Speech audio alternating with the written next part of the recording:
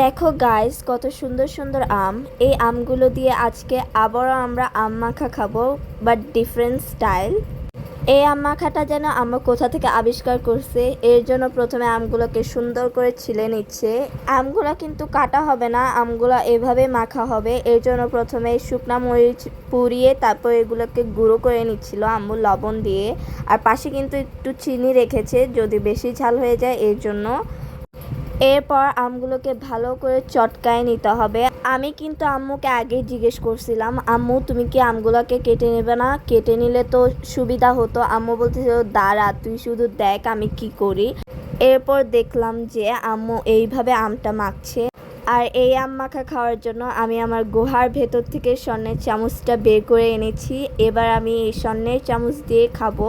আর এটা এত যে মজা হয়েছিল, আমাদের কল্পনার থেকে বাহিরে ছিল। এই চামচ দিয়ে আর খাওয়া যাচ্ছে না। আটিটা খাওয়ার জন্য আমি আমার হাতকে ব্যবহার করে দিলাম। বাসায় একবার হলেও ট্রাই করো, অনেক মজা।